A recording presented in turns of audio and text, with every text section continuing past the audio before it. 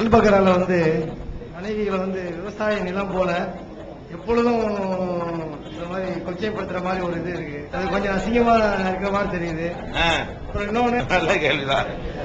பெண்களை பற்றி குர்ஆன்ல சொல்லும் பொழுது ஒரு இடத்துல நிசாவுக்கும் ஹர்சுல்லக்கும் ஃபாத்து ஹர்சக்கும் அன்னாசியத்தும் அப்படின்னு ஒரு வசனம் இருக்கிறது. இதனுடைய பொருள் என்னன்னு சொன்னா, உங்களுடைய மனைவிமார்கள் உங்களுடைய விளை நிலங்கள், உங்கள் விளை நிலங்களிலே நீங்கள் விரும்பியவாறு செல்லுங்கள் இப்படின்னு குர்ஆன்ல ஒரு வசனம் இருக்குது. அவர் என்ன கேட்கிறாருன்னு கேட்டா, பெண்கள் அவங்க ஒரு ஜீவன் உள்ள ஒரு ஆள்கள் தானே, நம்மள மாதிரி பகுத்தறிவு உள்ள ஒரு ஆள்கள் தானே, அவங்கள போயிட்டு விளை நிலங்கள் ஒரு நிலம் மாதிரி அவங்கள சொல்லும் பொழுது அது ஒரு மரியாதையை குறைக்கிற மாதிரி இருக்குது. ஒரு விவசாய நிலம்னு சொல்லி எப்படி அதை ஒப்பிடுறது அப்படின்றது அவருடைய கேள்வி.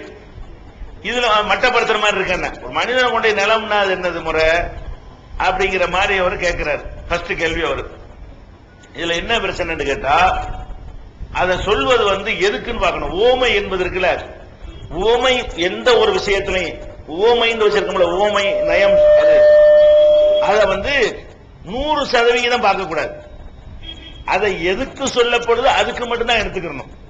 ஒரு மனிதன் இருக்கிறான், நல்ல பயங்கரமான வீரனா இருக்கிறான், அவனை என்ன செய்வோம், அடே சிங்கண்டா நீ அப்படின்னு சொல்லுவோம்.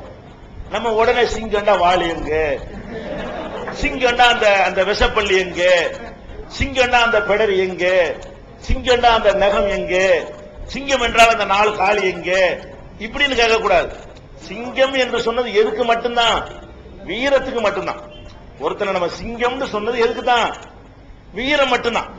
ஒருத்தன் அடுப்பு கறி மாதிரி இருக்கான்னு வைங்களேன், அண்டங்காக்கான்னு சொல்றீங்க. அண்டங்காக்கா என்கிறாயே, வால் எங்க, அதுக்கு ரெக்கை எங்க. ஒரு மனுஷனா அண்டங்காக்காங்கிறீங்க, அவன் கருப்பா இருக்கிறான்னு காட்ட சரிங்க. அண்டங்காக்கான எதுல மட்டும் நீங்க பாத்துக்கணும், இது கலருக்கு தான் சொல்றாங்க, வேற விஷயத்துக்கு இல்ல. அண்டங்காக்கா பேசுமா அப்படி கேட்க கூடாது.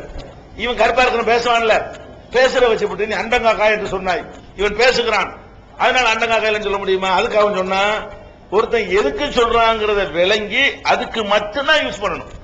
இது குர்ஆனுக்காக பண்ற சப்பக்கட்டு இல்ல, எல்லா மனிதனுடைய பேச்சுக்கும் உள்ள ஒரு பொதுவான ஒரு விதி, பொதுவான ஒரு நியதி.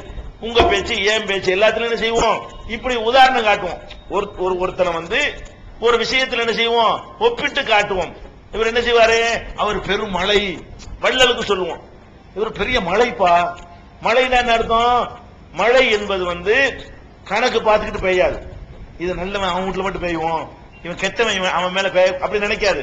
அது வாட்டு போட்டும் நிலத்திலையும் போய் உப்பு முட்டையிலையும் போய் விவசாய நிலத்திலையும் போய் அவர் எதையும் பார்க்காம அல்லேலி கொடுப்பாரு அப்படின்னு சொன்னா, அல்லேலி கொடுப்பாருன்னு தான் அதுக்கு அர்த்தம் செய்யணுமே தவிர, அதுக்கு என்ன செஞ்சிடக்கூடாது, மழையில உள்ளதுன்னா தண்ணி எங்க சுட்டா ஜில்லுன்னு இருக்க மாட்டேங்கிறாரு அப்படிலாம் என்ன செய்யக்கூடாது, கேட்கக்கூடாது. சரியா? அந்த மாதிரிதான் இங்க என்ன ஒப்பீடு, ஆண்கள் பெருவாறு எடுத்துக்கிட்டீங்கன்னு சொன்னா, உடற்கூறு ரீதியாக பெண்கள் தான் குழந்தைகளை உற்பத்தி செய்ய முடியும். சரிதானே? ஆண்களுக்கு அந்த அம்சம் கிடையாது. ஆம்பளை புள்ள பெற முடியுமா? புள்ள பெறுவது என்பது பொம்பளைக்கு தான் முடியுமே தவிர, குளோனிங் காலத்துல கூட ஆம்பளை புள்ள பெறலான்னு அவனால சொல்ல முடியல. இந்த குளோனிங்ல என்னன்றே கண்டுபிடிச்சிட்டா கூட அவன் கூட என்ன சொல்ல முடியல, ஆம்பளை புள்ள பெறலான்னு சொல்ல முடியுமா? அப்ப இந்த பிள்ளை பெறுதல் என்பது எது மாதிரி இருக்கிறதுன்னு பாத்தீங்கன்னு சொன்னா, ஒரு வயல்ல கொண்டு ஒரு விதைய போடுறீங்க, நீங்க போடுறீங்க, அதோட வேலை முடிஞ்சிருச்சு. அந்த விதைய ஊற வைக்கிறது அந்த பூமி, அது சத்த கொடுக்கிறது அந்த பூமி, அதை கொஞ்சம் கொஞ்சமா வளர்க்கிறது அந்த பூமி, அதை பெருசா ஆக்குறது பூமி, அதை வெளியே கனிகளை அதை பழம் தரக்கூடியதை ஆக்குவது எது, அந்த பூமி. அவ்வளவு வேலைகளையும் செய்வது எது, பூமி. இந்த விதைச்சவனுடைய வேலை என்ன, விதை போட்டதுதான், அவ்வளவுதான். அதுக்கு மேல ஒன்னிடமிருந்து என்ன போகிறது, வேணா தண்ணிக்கு வெளியே இருந்து ஊத்திக்கிடுவேன், சோறு நம்ம பின்னாடி சோறு போடுற மாதிரி அதெல்லாம் செஞ்சுக்கிடுவே தவிர, அந்த வளர்ச்சிக்கு நேரடியாக உடம்புல இருந்து என்ன போகுது, ஒண்ணுமே போகல. ஒரு நெல்லை வளர்வதற்கு நெல்லை போட்ட விவசாயியுடைய வேலை நெல்லு போட்டது மட்டும்தான். பூமியுடைய வேலை என்ன, தன்னையே அதற்கு கொடுக்கிறது. பூமி தன்னையே அதுக்கு கொடுத்து தன்னிடத்தில் இருக்கிற சேறு சகதி கழிவுகளை எல்லாம் அதுக்கு உணவாக செலுத்தி அதை வளர்த்து பெருசாக்கி தருகிறது. இந்த அம்சம் பெண்கள்கிட்ட இருக்குங்கிறது அவங்களுடைய தியாகத்தை சொல்வதற்கு உரியது. அது அவங்கள்ட்ட தான் அந்த அம்சம் இருக்கிறது. இந்த நிலை இல்லைன்றா தான் நீங்க மறுக்கணும். இல்ல ஆம்பளை தானே புள்ள பெறான்னு சொல்லுங்க, இதை விட்டுறலாம். அப்படி சொல்ல இயலாது. ஒண்ணு. ரெண்டாவது, இந்த ஓமை எதுக்கு சொல்லப்படுது என்று கேட்டா ஒரு சட்டம் சொல்வதற்காக சொல்லப்படுது. என்ன சட்டம்? உங்களுடைய மனைவிமார்கள் உங்கள் விளை நிலங்கள் என்பது பாதி வசனம்.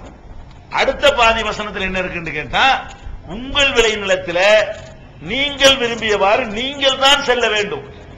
பாயிண்ட் என்னன்னு கேட்டா பெண்கள் விளை நிலம் மாதிரி இருக்கிறதுனால உங்களுக்கு மனைவி நீங்க ஆக்கின பிறகு உங்கள் விளை நிலம் அதுல கொண்டு வேற ஒருத்தர் விவசாயம் பண்ண விட்டுறாதீங்க. அதான் அதுல உள்ள பாயிண்ட். அது அந்த காலத்தை விட விளங்கி இருக்காது. இந்த காலத்துல அந்த விபச்சாரம்ங்கிற முறை இல்லாம நவீனமான ஒரு கண்டுபிடிப்பு அடிப்படையில் உரை விந்து கண்டுபிடி ஒரு கணவன் மனைவிக்கு புள்ள இல்ல டெஸ்ட் பண்றாங்க.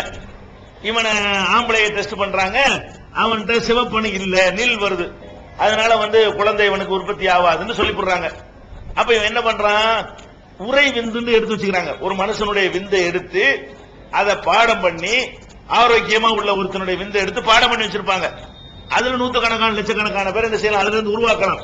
அதிலிருந்து ஒரு உயிரினம் எடுத்து இவன் பொண்டாட்டியுடைய கருவறையில் அதை செலுத்தி உடலுறவு கொள்ள வைக்கிறது இல்ல, விபச்சாரம் பண்ண வைக்கிறது இல்ல, நாங்க கருவத்தானே செலுத்துறோம் அப்படின்னு இன்ஜெக்ஷன் மூலமா செலுத்தி வளர்த்து பிள்ளை பெறலாம். இப்ப என்ன நினைக்கலாம்? நம்ம விபச்சாரம் ஒண்ணு பண்ணலையே, நம்ம கணவனுக்கு தானே நம்ம சொந்தமா இருந்துகிட்டு இருக்கிறோம், நம்ம தப்பான ஒரு சுகத்தை ஒண்ணு அனுபவிச்சிடலையே, அதனால இது கூடும் தானே என்று நினைத்து விடலாம். அதுக்கு அல்லாஹ் கவுண்டர் வைக்கிறான். ஓம் பொண்டாட்டி ஓம் விளை நிலம், விதை உன்னுடையதாக இருக்க வேண்டும். விதை உன்னுடையதாக இருக்க வேண்டும் என்பது விபச்சாரத்தை மட்டும் சொல்லல, வேற டெக்னிக்ல விதை போடக்கூடிய காலம் வரும். அந்த பயன்படுத்தி நீ செய்து விடக்கூடாது, அதுவும் தப்பு. அப்ப யார அப்பன்னு கூப்பிடு? ஓஞ்சத்துல அவனுக்கு எப்படி பங்கு கொடுப்ப நாளைக்கு? அதாவது பிள்ளை பெத்துட்டான்னு சொன்னா நீ தப்பு செய்யலன்னு விபச்சாரம் பண்ணலன்னு சொல்லலாம். அவன் அந்த குழந்தை அப்பன் யார்?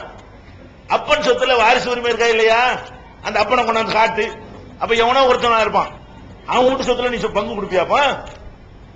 அதெல்லாம் வருதுல, பல விஷயம் இருக்குது. அண்ணன் தங்கச்சி கல்யாணம் பண்ணக்கூடாது இருக்கிறது, அவனுடைய விந்த இன்னொருத்தனை கொடுத்துருப்பான், அது ரெண்டையும் கல்யாணம் பண்ணி விட்டான பண்றது, பல குழப்பங்கள் அதுல ஏற்படுங்கிறதுனால எந்த கட்டத்திலையும் இதுக்கு இணங்காதீங்க என்கிற ஒரு அறிவியல் இன்றைய நவீன உலகத்தில் அதிலிருந்து பெறப்படுகிறது. இப்படி ஒரு விஷயத்துக்கு தான் விளை நிலம் சொல்லப்படுச்சே தவிர அவ்வளவு வேணாம். இப்படி கூட அல்லாஹ் குர்ஆன்ல சொல்றான், ஹுன்ன லிபாசுல்லக்கும் அன்தும் லிபாசுல்லஹுன்ன, நீங்க அவங்களுக்கு ஆடை, நான் அவங்க உங்களுக்கு ஆடைங்கிறான். ஆடையா? மனுஷன் போய் ஆடை சொல்லலாமா?